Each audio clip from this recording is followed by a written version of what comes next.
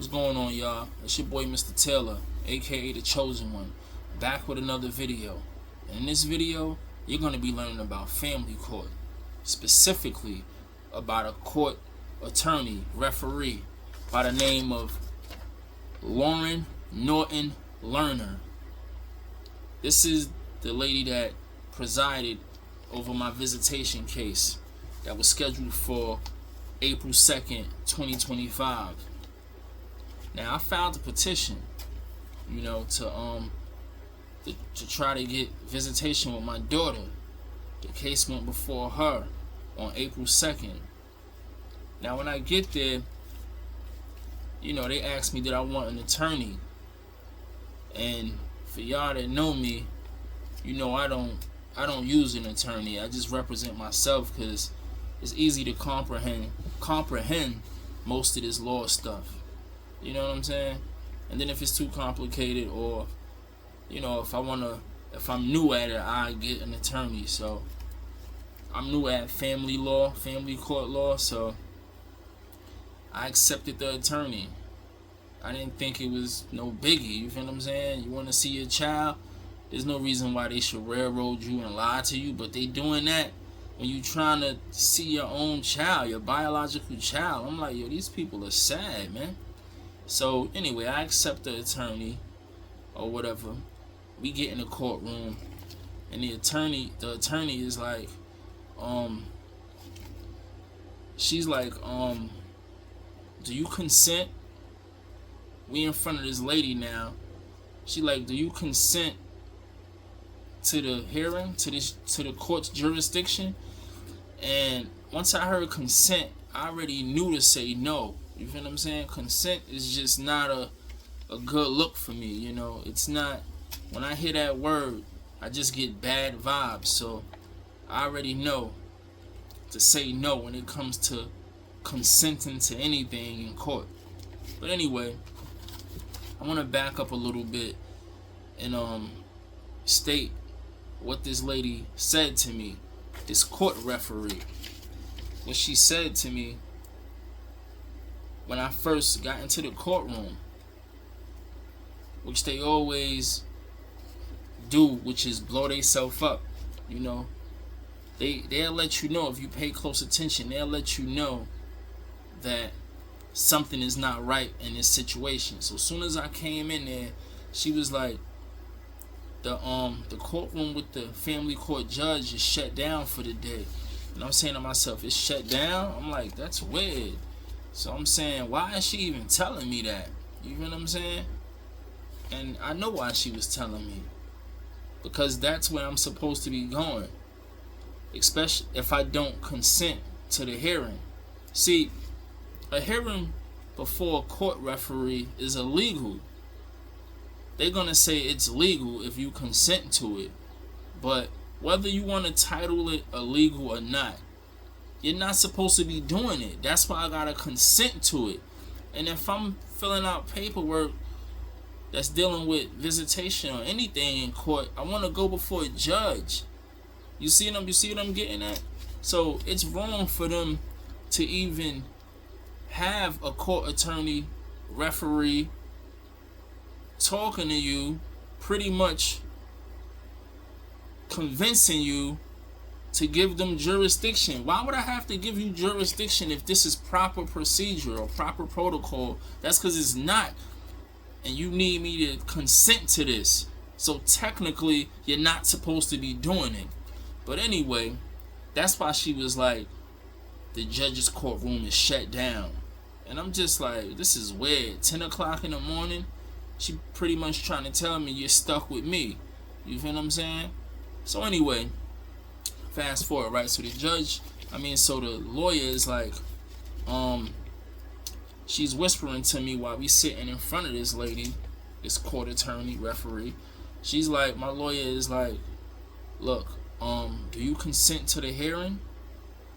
She needs you to consent. And if you do, then this will move much faster. But if you don't, then they're gonna make an adjournment, such and such, and it's gonna prolong this matter. So my lawyer is trying to swindle me to consent to the court's jurisdiction. Just as consenting to this hearing. It's the same thing. If I consent to this hearing that's being held, I'm consenting to the court's jurisdiction as well. You feel what I'm saying? I'm pretty much allowing them to preside over this matter. I'm allowing a court attorney to preside over this matter. This is crazy. So, when she said that, I didn't even catch it at first. But I said, I'm not consenting to anything. You could make it longer. These are the games they play. Whenever they start talking like this, if you don't do this, then this is going to happen. It's going to be longer if you do this. But if you do it like we want you to do it, then it's going to be short and brief. You got to catch a new jack with that. Once you start talking like that, I already know something ain't right. But even more, once you say consent to anything in court, I know something ain't right. So anyway, I didn't consent. So this court attorney adjourned my case. She adjourned it to what? July 9th. So we going from April 2nd all the way to July 9th. So we talking about a 90-day adjournment. So now you just prolong my chances of having visitation rights with my daughter. You just prolong that. You just prolong me being able to see my daughter. And not only did you prolong that, did you cause a 3-month delay, but when she adjourned it, she didn't even send it. She wasn't supposed to adjourn it. She was supposed to, if you don't consent to the court's jurisdiction, if you don't consent to this hearing, then you're supposed to go to the family court judge. I don't know how they do it. This is my first time, but I would assume that you will wait outside, or they will tell you to go to a certain floor, a certain room, or whatever, a certain part, to go before a judge, a family court judge. And she didn't do that. She adjourned my case for a couple months. If that's not violating my rights, I don't know what is. You feel what I'm saying? If that's not acting without jurisdiction, then I don't know what is. If that's not exceeding your authority in jurisdiction, I don't know what is. So this is why she was telling me the judge courtroom is shut down, just in case I didn't consent. You feel what I'm saying? Which I didn't. But she made sure she told me ahead of time so I wouldn't notice what she just did, which was adjourn my case instead of sending it to a family court judge. You see that?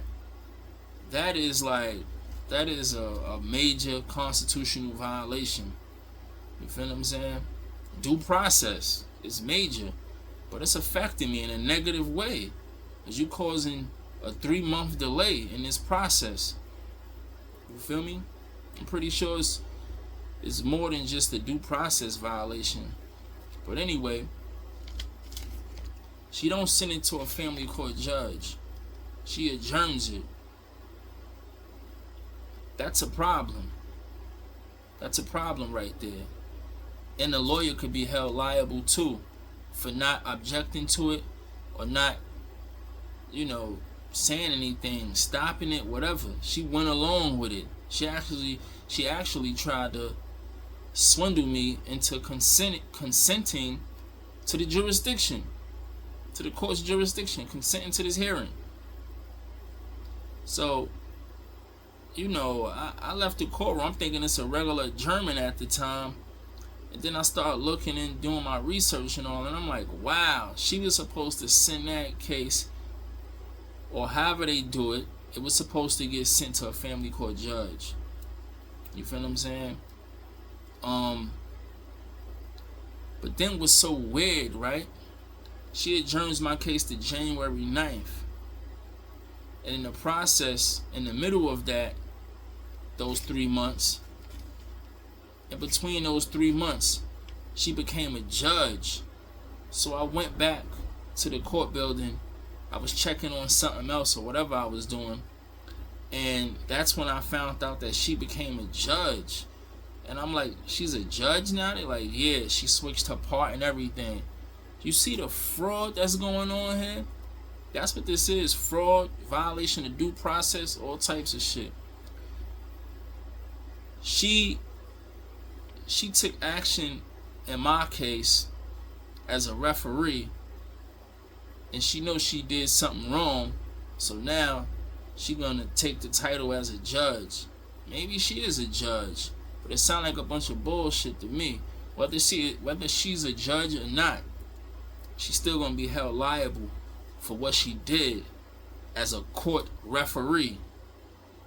As a court attorney referee, you're gonna be held liable. So yeah, so she adjourns the case to July 9th, 2025. So I served her with this summons and complaint before July 9th, 2025. I served it on her before.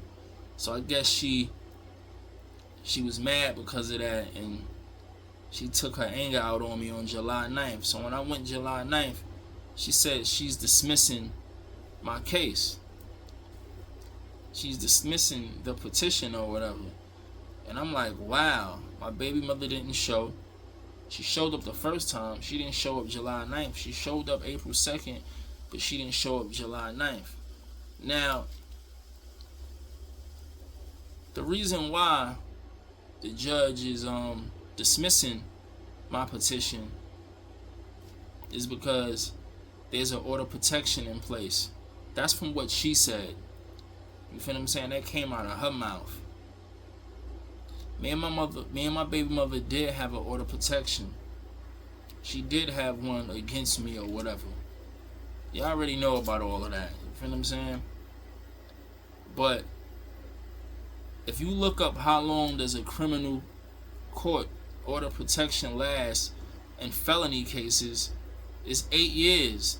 If you look up how long it lasts in misdemeanor cases, it's 5 years.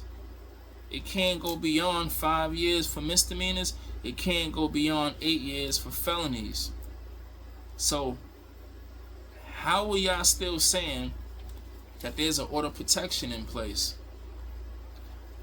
when I caught a case with my baby moms in 2012, and I got sentenced in 2013.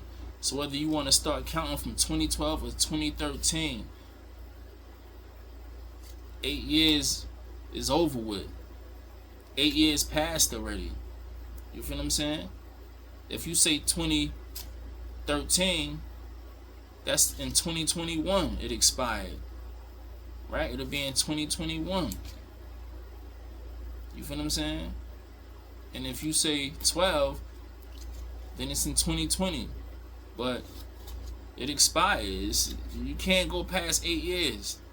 So I asked the judge, I said, why are you dismissing my petition? And she says, well, she's a judge at this time, but I still look at her as a referee. I asked her, why are you dismissing my petition? She states, because there's an order of protection in place and there's nothing the court can do until that order of protection gets modified. So you would have to go to Manhattan court and have them modify this order of protection. Really? When you know the law, you deal with these type of situations all the time. You know order protections don't last for no more than 8 years. You know that, and you're gonna sit up here and act like you don't know. You would have to take action no matter what another judge say. You gotta take action. But you know that there's no order protection, so you know you're gonna use that because you have nothing else to use to dismiss my case. And that's what she said. And then she also said something about, and this is not why she dismissed the case, but I asked her, I said, ma'am, because what happened was on April 2nd, when we went before her or whatever on April 2nd, my lawyer told me that they're gonna send ACS out to your apartment, check your apartment out. You know, they pretty much was going through the process before I can be granted visitation. So they would have to come out to the apartment and stuff. And I'm like, yes, ACS coming out, good. You know, to get the ball rolling. So ACS never comes. You know, 3 months go by. I emailed the lawyer and everything. I'm like, what happened? No ACS. They never called. They never came. So then when I asked the judge what happened with that, she said, we don't have enough information to send ACS out. We don't have enough information from your daughter's mother. And that's what I remember her saying. And when I think about it now, I'm like, what information they need from her to send ACS out to my place of residence? And for two, my baby mother was just here on April 2nd. We was here together. How don't y'all have enough information on her when she was here? Only way she got here, she was served. And the affidavit of service was filed with y'all. So obviously her information is there. Y'all have her information. You feel what I'm saying? So I'm just like, y'all playing games with me, and this is why you're gonna get sued. So I want to read her ruling or whatever real quick to y'all. So it says, now after examination and inquiry into the facts and circumstances of the case, it is hereby adjudged that the petition against my baby mother is dismissed due to there is no cause of action upon which the court can grant the petitioner relief. There is a current final order of protection in favor of the respondent mother that is in effect from 10/10/2013 to 10/10/29. The order of protection can't last that long, from 2013 to 2029. Then it goes on to say, the final order of protection states that the petitioner must go to family court for visitation with the child. The order, however, does not state and it's subject to subsequent orders of custody and or parenting time issued by family or Supreme Court thereof. The court cannot issue any order at this time that are enforceable. The petitioner was advised to go to the criminal court to seek to modify the final order of protection and refile in family court. The petitioner stated several times that a final order of protection can only be for 8 years and is no longer in effect, and that if that was the game the court was going to play, he does not understand, as again a final order of protection can only be for 8 years. The initial remedy the petitioner must seek is to modify the final order of protection. Alright, that's her ruling. So that's it, y'all. I'm not even gonna make this long. I just wanted to put this out here. You know, I make a record of everything, but I'm learning about, family court. I'm learning about this thing. I see my boy all over social media saying fraud, saying that what you call it. I'ma holler at y'all though. Somebody calling me, man.